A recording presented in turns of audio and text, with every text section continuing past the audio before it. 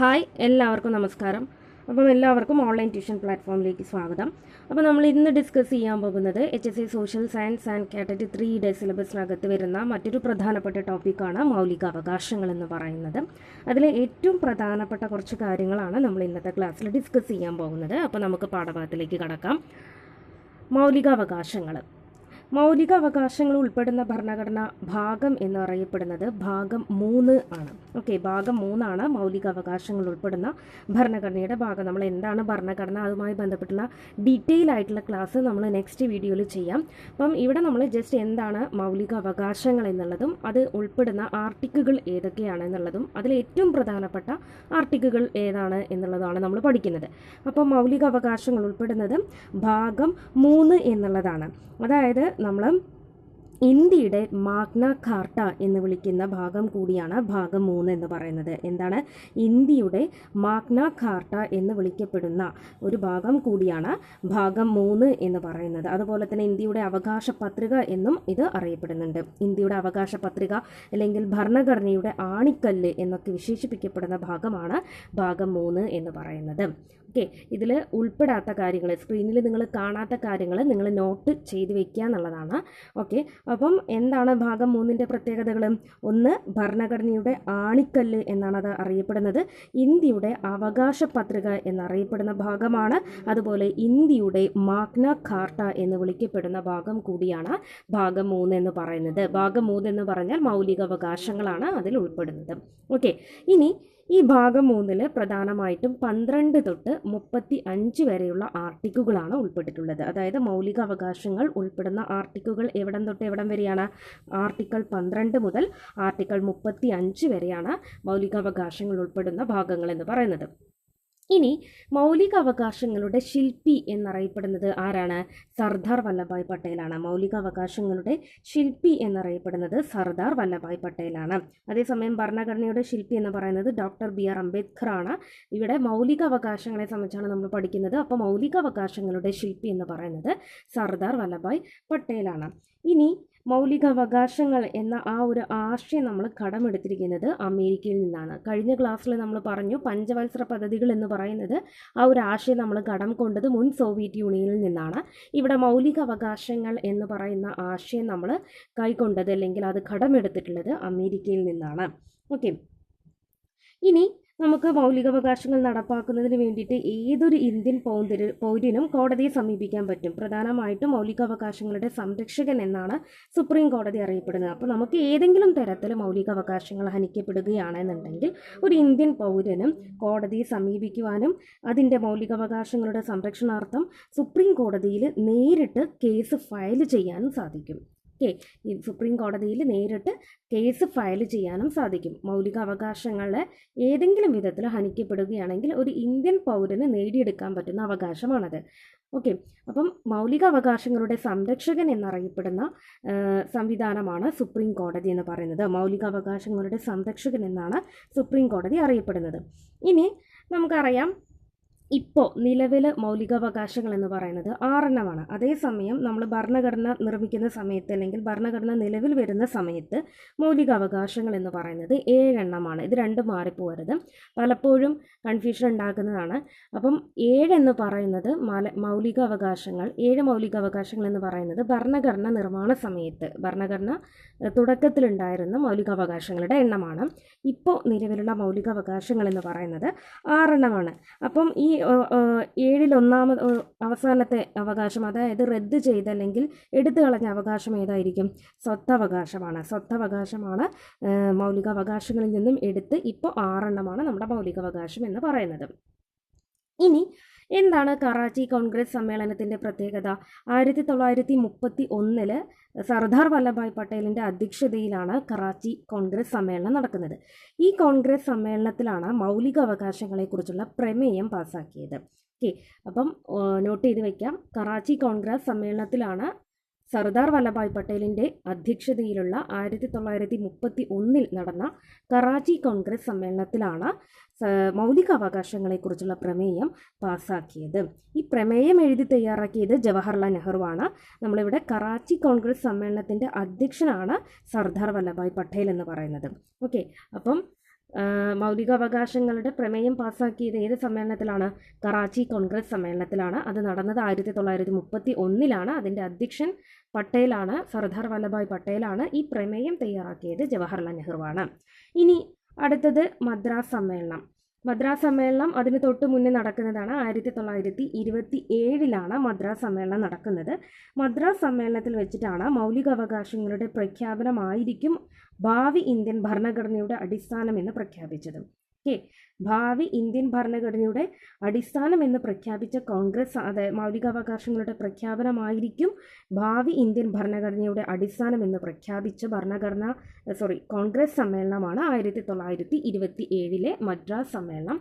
അതിന് അധ്യക്ഷത വഹിച്ച വ്യക്തിയാണ് MA അൻസാരി എന്ന് പറയുന്നത്. അപ്പോൾ നിങ്ങളിവിടെ പ്രമേയം പാസ്സാക്കിയ കോൺഗ്രസ് സമ്മേളനം കറാച്ചി കോൺഗ്രസ് സമ്മേളനവും ഇത്, അതായത് മൗലികാവകാശങ്ങളുടെ പ്രഖ്യാപനമായിരിക്കും ഭാവി ഇന്ത്യൻ ഭരണഘടനയുടെ അടിസ്ഥാനം എന്ന് പ്രഖ്യാപിച്ച കോൺഗ്രസ് സമ്മേളനം എന്ന് പറയുന്നത് മദ്രാസ് സമ്മേളനവുമാണ്. ഇനി എന്താണ് റിട്ട് എന്ന് പറയുന്നത്? റിട്ട് എന്ന് വെച്ചാൽ മൗലികാവകാശങ്ങൾ നമ്മൾക്ക് കിട്ടുന്നതിന് വേണ്ടിയിട്ട്, സ്ഥാപിച്ച് കിട്ടുന്നതിന് വേണ്ടിയിട്ട്, അല്ലെങ്കിൽ അത് സംരക്ഷിക്കുന്നതിന് വേണ്ടിയിട്ട് പുറപ്പെടുവിക്കുന്ന ഉത്തരവാണ് റിട്ട് എന്ന് പറയുന്നത്. ഓക്കെ, റിട്ട് എന്ന് പറഞ്ഞാൽ എന്താണ്? മൗലികാവകാശങ്ങൾ സ്ഥാപിക്കുന്നതിന് വേണ്ടി അല്ലെങ്കിൽ സംരക്ഷിക്കുന്നതിന് വേണ്ടിയിട്ട് കോടതി പുറപ്പെടുവിക്കുന്ന, ആരാണ്? കോടതി പുറപ്പെടുവിക്കുന്ന ഉത്തരവാണ് റിട്ട് എന്ന് പറയുന്നത്. പ്രധാനമായിട്ടും നമുക്ക് 5 റിട്ടുകളാണുള്ളത്. 5 റിട്ടുകൾ എന്ന് പറഞ്ഞാൽ ഹേബിയസ് കോർപ്പസ്, മാൻഡമസ്, പ്രൊഹിബിഷന്, സോർഷ്യോററി, അതുപോലെ കോ വാറന്റ് തുടങ്ങിയിട്ടുള്ള റിട്ടുകളാണ് നമുക്കുള്ളത്. 5 റിട്ടുകളാണുള്ളത്. അത് നമുക്ക് അടുത്ത ക്ലാസ്സിൽ പിന്നീട് നോക്കാം. അപ്പോൾ ഇപ്പോൾ മനസ്സിലാക്കി വയ്ക്കുക, റിട്ടുകൾ എന്ന് പറഞ്ഞാൽ മൗലികാവകാശങ്ങൾ സംരക്ഷിക്കുന്നതിന് വേണ്ടിയിട്ട് കോടതി പുറപ്പെടുവിക്കുന്ന ഉത്തരവാണ്. ഓക്കെ, ഇനി റിട്ട് എന്ന് പറയുന്ന ആശയം നമ്മൾ കടമെടുത്തിരിക്കുന്നത് ബ്രിട്ടനിൽ നിന്നാണ്. റിട്ട് എന്ന ആശയം നമ്മൾ കടമെടുത്തിരിക്കുന്നത് ബ്രിട്ടനിൽ നിന്നാണ് റിട്ട് എന്ന ആശയം നമ്മൾ കടമെടുത്തിട്ടുള്ളത്. അതുപോലെ ആർട്ടിക്കിൾ 32 ആർട്ടിക്കിൾ 226 പ്രത്യേകതകൾ എന്താണ്?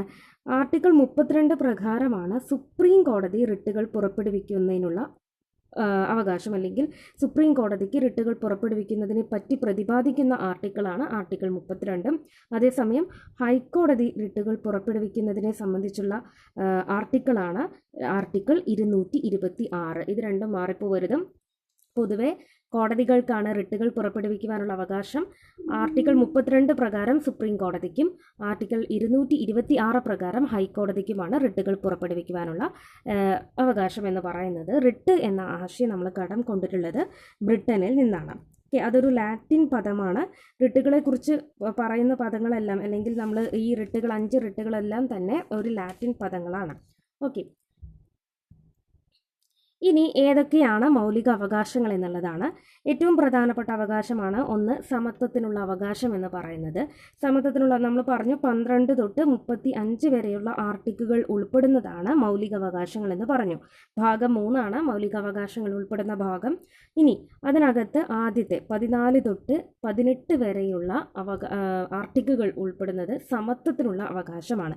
ഇതിൽ ഓരോ ആർട്ടിക്കിളും ഓരോ അവകാശമാണ് പറയുന്നത്. അതായത് ആർട്ടിക്കിൾ 14 അനുസരിച്ച് നിയമസമത്വവും നിയമപരിരക്ഷയും, ആർട്ടിക്കിൾ 15 അനുസരിച്ച് മതം, ജാതി, വർഗം, ലിംഗം, ജന്മസ്ഥലം എന്നിവയുടെ അടിസ്ഥാനത്തിൽ ഒരു പൗരനോടും വിവേചനം പാടില്ല എന്നുള്ളത്, ആർട്ടിക്കിൾ 16 അനുസരിച്ച് പൊതുനിയമങ്ങളിലെ അവസര സമത്വം ഉറപ്പുവരുത്തുക, ആർട്ടിക്കിൾ 17 അനുസരിച്ച് അയിത്ത നിർമ്മാർജ്ജനം, ആർട്ടിക്കിൾ 18 അനുസരിച്ച് ബഹുമതികൾ നിർത്തലാക്കൽ. അപ്പം ഇതൊന്നും നമുക്ക് എല്ലാം ഒന്നും പഠിച്ചു വെക്കേണ്ട ആവശ്യമില്ല. ഏറ്റവും പ്രധാനപ്പെട്ട 2-3 ആർട്ടിക്കിളുകൾ നിങ്ങൾ നിർബന്ധമായിട്ടും പഠിച്ചു വെക്കുക. അതെന്താണെന്നുള്ളത് പിന്നീട് പറയാം.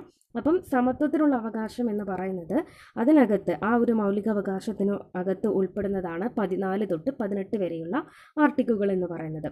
ഇനി സ്വാതന്ത്ര്യത്തിനുള്ള അവകാശം എന്ന് പറയുന്നത് ആർട്ടിക്കിൾ 19 തൊട്ട് ആർട്ടിക്കിൾ 22 വരെയുള്ള ആർട്ടിക്കിളുകളാണ് സ്വാതന്ത്ര്യത്തിനുള്ള അവകാശം എന്ന് പറയുന്നത്. അതിൽ തന്നെ ആർട്ടിക്കിൾ 19 എന്ന് പറയുന്നത് അതിനകത്ത് തന്നെ 6 മൗലിക സ്വാതന്ത്ര്യമാണ് ഉൾപ്പെട്ടിട്ടുള്ളത്. 6 മൗലിക സ്വാതന്ത്ര്യം, അതായത് ആർട്ടിക്കിൾ 19A, ആർട്ടിക്കിൾ 19B എന്ന് പറഞ്ഞ് 6 F വരെ, അതായത് ആർട്ടിക്കിൾ 19A to F വരെ 6 മൗലിക സ്വാതന്ത്ര്യങ്ങളാണ് ഉൾപ്പെടുത്തിയിട്ടുള്ളത്. അതിനകത്ത് അഭിപ്രായ സ്വാതന്ത്ര്യമുണ്ട്, നിരായുധരായിട്ട് സമാധാനപരമായിട്ട് ഒത്തുചേരുവാനുള്ള സ്വാതന്ത്ര്യമുണ്ട്, സംഘടനകളും പ്രസ്ഥാനങ്ങളും രൂപവൽക്കരിക്കുവാനുള്ള അവകാശമുണ്ട്, അതുപോലെ ഇന്ത്യയിലുടനീളം സഞ്ചരിക്കുവാനുള്ള സ്വാതന്ത്ര്യമുണ്ട്. എവിടെയും താമസിക്കുവാനുള്ള സ്വാതന്ത്ര്യമുണ്ട്. ഇഷ്ടമുള്ള ജോലി ചെയ്യുവാനും സ്വതന്ത്രമായിട്ട് വ്യവസായം കച്ചവടം തുടങ്ങുന്നതിനുമുള്ള സ്വാതന്ത്ര്യമുണ്ട്. സ്വത്തവകാശവുമായി ബന്ധപ്പെട്ടുള്ള സ്വാതന്ത്ര്യമുണ്ട്. അത് 44-ാം ഭേദഗതി പ്രകാരം നമ്മൾ മൗലികാവകാശത്തിൽ നിന്നും നീക്കം ചെയ്തിട്ടുണ്ട്. അതിനെക്കുറിച്ച് പിന്നീട് ഡിസ്കസ് ചെയ്യാം. അപ്പം 19 ആർട്ടിക്കിൾ 19 എന്ന് പറയുന്നത് 6 മൗലിക സ്വാതന്ത്ര്യങ്ങൾ ഉൾക്കൊള്ളിച്ചിട്ടുള്ള ഒരു വകുപ്പാണ്. അത് നോട്ട് ചെയ്ത് വെക്കുക. ആർട്ടിക്കിൾ 19 എന്ന് പറയുന്നത് 6 മൗലിക സ്വാതന്ത്ര്യങ്ങൾ ഉൾപ്പെടുന്ന ഒരു വകുപ്പാണ്. ഇനി ഇതിനകത്ത് ആർട്ടിക്കിൾ 21 വളരെ ഇമ്പോർട്ടൻ്റ് ആണ്. ആർട്ടിക്കിൾ 21 ആർട്ടിക്കിൾ 21A വളരെ ഇമ്പോർട്ടൻ്റ് ആണ്. അതെന്താണെന്ന് പറയാം. അപ്പം ആർട്ടിക്കിൾ 19 to 22 വരെയുള്ളതാണ് സ്വാതന്ത്ര്യത്തിനുള്ള അവകാശം എന്ന് പറയുന്നത്. ഇനി ചൂഷണത്തിനെതിരെയുള്ള അവകാശം എന്നുള്ളതാണ്. ചൂഷണത്തിനെതിരെയുള്ള അവകാശം എന്ന് പറയുന്നത് ആർട്ടിക്കിൾ 23 ആർട്ടിക്കിൾ 24 ഉൾപ്പെടുന്നതാണ്. അതായത് ആർട്ടിക്കിൾ 23 അനുസരിച്ച് നിർബന്ധമായിട്ട് തൊഴിലെടുപ്പിക്കുന്നതിനെയും അതുപോലെ അടിമയാക്കുന്നതിനെയും മനുഷ്യക്കടത്തിനെയും നിരോധിക്കുന്നു. നിർബന്ധിതമായി തൊഴിലെടുപ്പിക്കുന്നതിനെയും അടിമയാക്കുന്നതിനെയും മനുഷ്യക്കടത്തിനെയും നിരോധിക്കുന്ന ആർട്ടിക്കിളാണ് ആർട്ടിക്കിൾ 23 എന്ന് പറയുന്നത്. അതുപോലെ ആർട്ടിക്കിൾ 24 പഠിച്ചു വയ്ക്കുക. ആർട്ടിക്കിൾ 24 എന്ന് പറയുന്നത് ബാലവേല നിരോധനമാണ്. ചൂഷണത്തിനെതിരെയുള്ള അവകാശം ഉൾപ്പെടുന്നത് 23, 24 ആർട്ടിക്കിളുകളാണ്. അതിലെ ആർട്ടിക്കിൾ 24 എന്ന് പറയുന്നത് ബാലവേല നിരോധനമാണ്. അത് നോട്ട് ചെയ്ത് വയ്ക്കുക. ആർട്ടിക്കിൾ 24 ബാലവേല നിരോധനമാണ്. ഇനി 4ാമത്തെ മൗലിക അവകാശമാണ് മതസ്വാതന്ത്ര്യത്തിനുള്ള അവകാശം എന്ന് പറയുന്നത്. മതസ്വാതന്ത്ര്യത്തിനുള്ള അവകാശം എന്ന് വെച്ചാൽ ആർട്ടിക്കിൾ 25 തൊട്ട് ആർട്ടിക്കിൾ 28 വരെ ഉൾപ്പെടുന്നതാണ് മതസ്വാതന്ത്ര്യത്തിനുള്ള അവകാശം എന്ന് പറയുന്നത്. ഇനി അതിനകത്ത് ആർട്ടിക്കിൾ 25 എന്ന് പറഞ്ഞാൽ മതം പ്രചരിപ്പിക്കുന്നതിനും പഠിപ്പിക്കുന്നതിനുമുള്ള സ്വാതന്ത്ര്യം.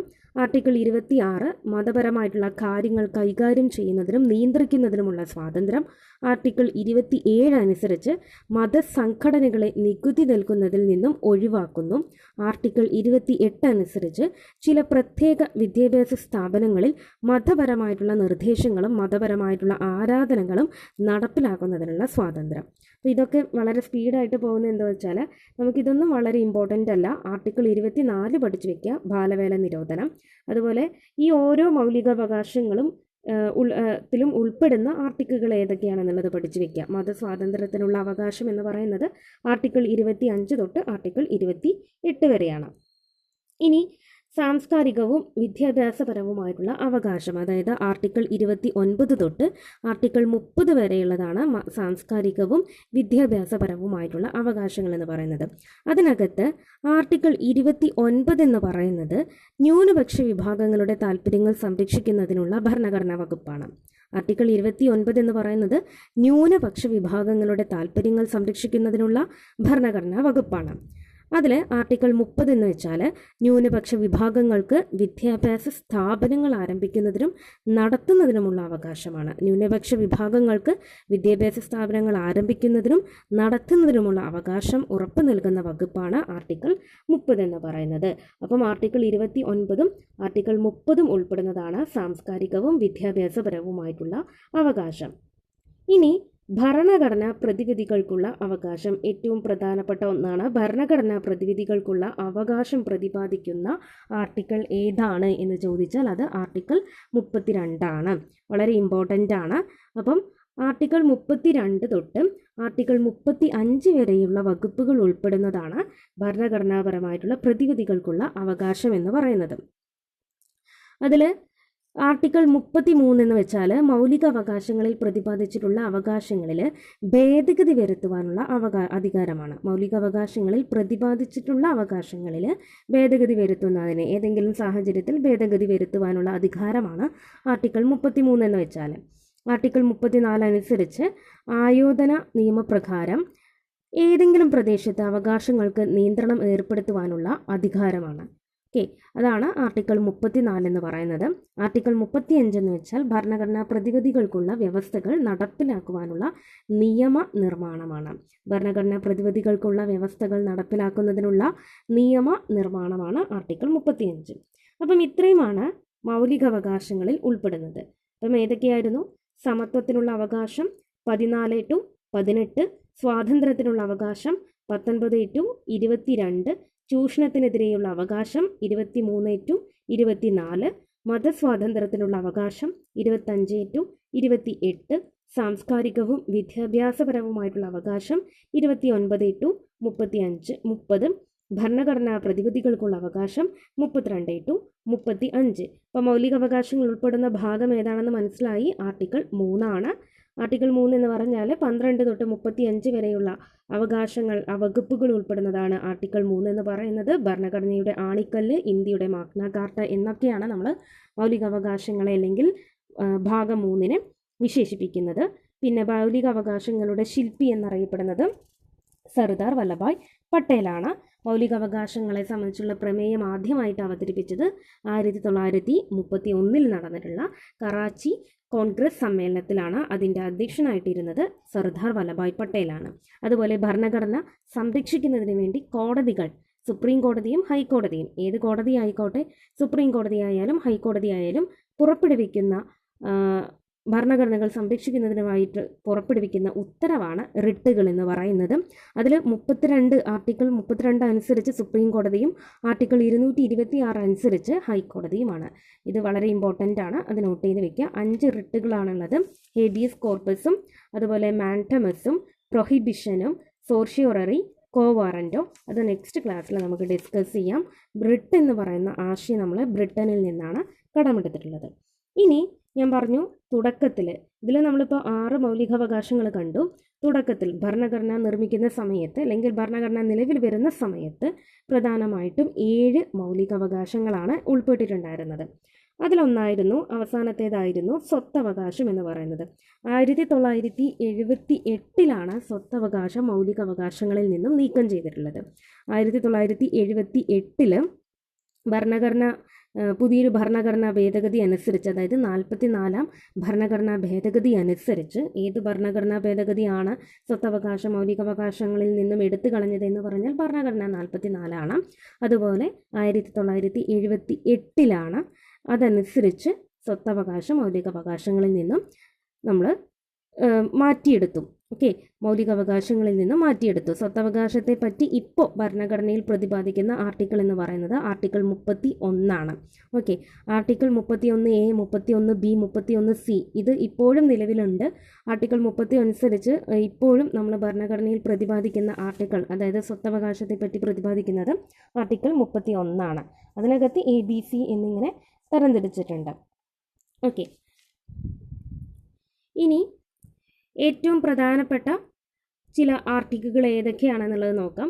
ആർട്ടിക്കിൾ 21 പഠിച്ചു വെക്കുക, ആർട്ടിക്കിൾ 21A പഠിച്ചു വെക്കുക, ആർട്ടിക്കിൾ 20, ആർട്ടിക്കിൾ 32. ഇത് 4 ആർട്ടിക്കിളുകളും വളരെ ഇമ്പോർട്ടൻ്റ് ആണ്. ഇത് 4 ആർട്ടിക്കിളുകളും നിങ്ങൾ പഠിച്ചിരിക്കുക. അതിൽ ആർട്ടിക്കിൾ 21 എന്ന് പറയുന്നത് ജീവനും വ്യക്തി സ്വാതന്ത്ര്യത്തിനുമുള്ള അവകാശമാണ്. ജീവനും വ്യക്തി സ്വാതന്ത്ര്യത്തിനുമുള്ള അവകാശമാണ് ആർട്ടിക്കിൾ 21 എന്ന് പറയുന്നത്.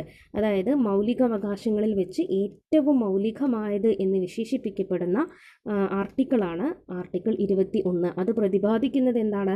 ജീവനും വ്യക്തി സ്വാതന്ത്ര്യത്തിനുമുള്ള അവകാശമാണ്. ജീവനും വ്യക്തി സ്വാതന്ത്ര്യത്തിനുമുള്ള അവകാശമാണ് ആർട്ടിക്കിൾ 21.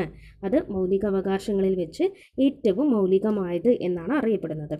ഇനി ആർട്ടിക്കിൾ 21A.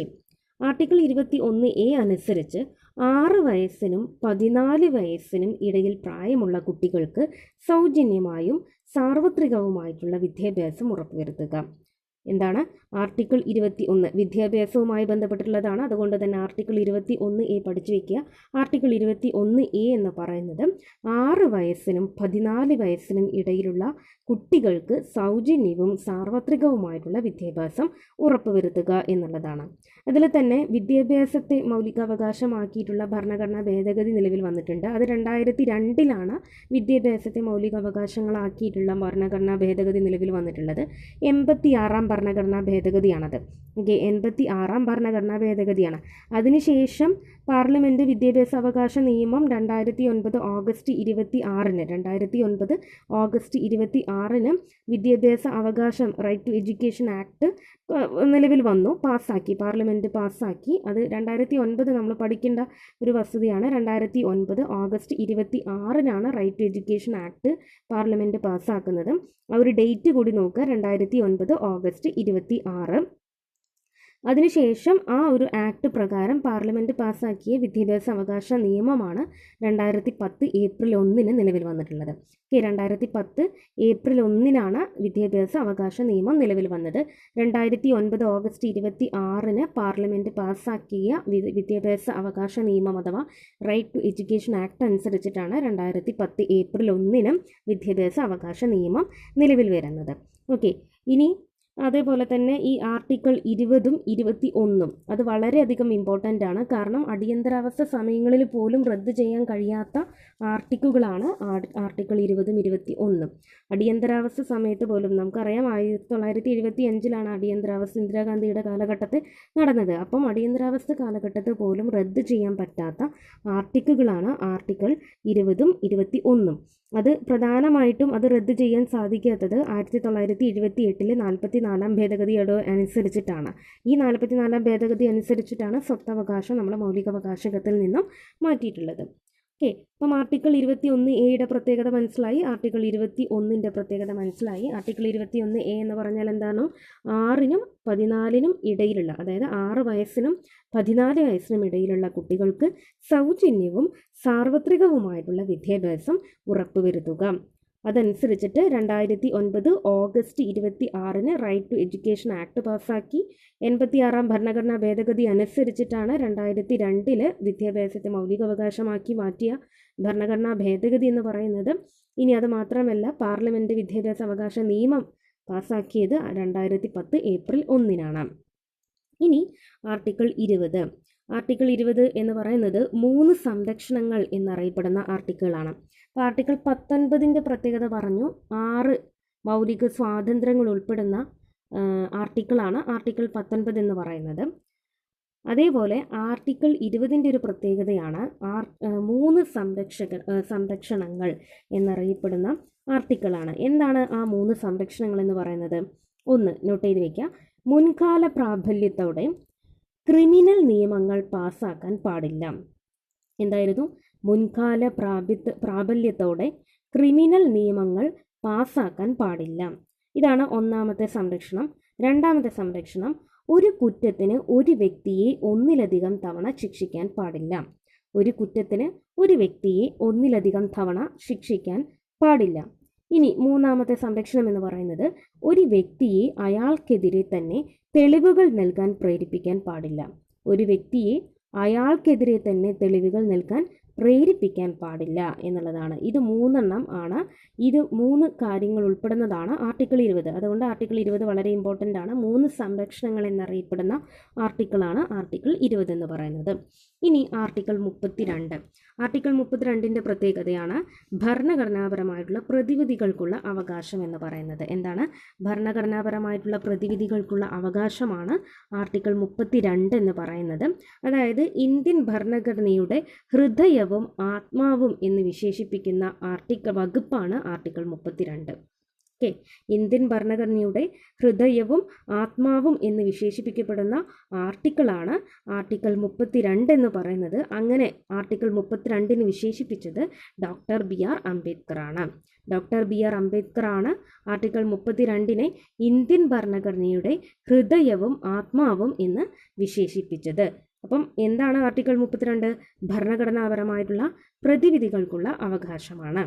ഓക്കെ, ഇതാണ് നിങ്ങൾ ഏറ്റവും പ്രധാനമായിട്ട് മൗലികാവകാശങ്ങളെ സംബന്ധിച്ച് പഠിക്കേണ്ടത്. എല്ലാ ആർട്ടിക്കിളും ഓരോ ആർട്ടിക്കിളും വ്യത്യസ്തമായിട്ടുള്ള കാര്യങ്ങളാണ് നമുക്ക് പറഞ്ഞു തരുന്നത്. എങ്കിലും നിങ്ങൾ പഠിച്ചു വെക്കേണ്ടത് മൗലികാവകാശങ്ങൾ ഉൾപ്പെടുന്ന ഭാഗം ഏതാണ്. അതുകൊണ്ട് തന്നെ മൗലികാവകാശങ്ങളുടെ ഭാഗം 3 എന്നറിയപ്പെടുന്നത് ഇന്ത്യൻ ഭരണഘടനയുടെ ആണിക്കല്ല്, അതുപോലെ തന്നെ ഇന്ത്യൻ മാഗ്ന കാർട്ട എന്നൊക്കെ അതിനെ വിശേഷിപ്പിക്കുന്നുണ്ട്. എവിടം തൊട്ട് ഏത് ആർട്ടിക്കിൾ വരെയാണ് മൗലികാവകാശങ്ങൾ ഉൾപ്പെടുന്നത്. അതിലേറ്റവും പ്രധാനപ്പെട്ട ആർട്ടിക്കിളാണ് ആർട്ടിക്കിൾ 21, 20, അതുപോലെ 21A, 32. പിന്നെ ബാലാവകാശ നിരോധന നിയമം കൂടി, അല്ലെങ്കിൽ ബാലവേല നിരോധനം ഉൾപ്പെടുന്ന ആർട്ടിക്കിൾ 24 കൂടി നോട്ട് ചെയ്ത് വയ്ക്കാം. ബാലവേല നിരോധനം ഏർപ്പെടുത്തുന്ന ആർട്ടിക്കിൾ 24 കൂടി ഇതിനോടൊപ്പം ഓർത്ത് വയ്ക്കുക. അപ്പോൾ ഇത്രയും കാര്യങ്ങളാണ് ഏറ്റവും പ്രധാനമായിട്ട് മൗലികാവകാശങ്ങളെ സംബന്ധിച്ച് നിങ്ങൾ പഠിച്ചിരിക്കേണ്ട കാര്യങ്ങൾ. അപ്പോൾ നമുക്ക് കൂടുതൽ വീഡിയോകൾക്കായിട്ട് എൻ്റെ ചാനൽ സബ്സ്ക്രൈബ് ചെയ്യുക. കൂടാതെ അതിനോടൊപ്പമുള്ള ബെല്ലൈക്കൺ കൂടി പ്രസ് ചെയ്ത് ഓൾ എന്ന ഓപ്ഷൻ കൂടി അമർത്തുകയാണെന്നുണ്ടെങ്കിൽ ഞാൻ അപ്ലോഡ് ചെയ്യുന്ന പുതിയ ക്ലാസ്സിൻ്റെ നോട്ടിഫിക്കേഷൻസ് നിങ്ങൾക്ക് അപ്പോൾ തന്നെ ലഭിക്കുന്നതായിരിക്കും. പിന്നെ പ്ലേലിസ്റ്റിൽ നോക്കിയാൽ HSC സോഷ്യൽ സയൻസ് എന്ന് പറയുന്ന ഒരു ഓപ്ഷൻ കാണാൻ പറ്റും ചാനലിലെ പ്ലേലിസ്റ്റിൽ. അതിനകത്താണ് HSCയുമായി ബന്ധപ്പെട്ടുള്ളതും അല്ലെങ്കിൽ കേട്ടറ്റ് HSC പരീക്ഷകൾക്ക് വേണ്ടി ഒരുങ്ങുന്ന ഉദ്യോഗാർത്ഥികൾക്കായിട്ടുള്ള ക്ലാസ്സുകൾ ഉൾപ്പെടുത്തിയിട്ടുള്ളത് HSC സോഷ്യൽ സയൻസ് എന്ന് പറയുന്ന പ്ലേലിസ്റ്റിനകത്താണ്. അപ്പം അത് നോട്ട് ചെയ്ത് വെച്ച് അതിലെ ക്ലാസ്സുകൾ കൃത്യമായിട്ട് കാണാനായിട്ട് ശ്രമിക്കാം. Thank you.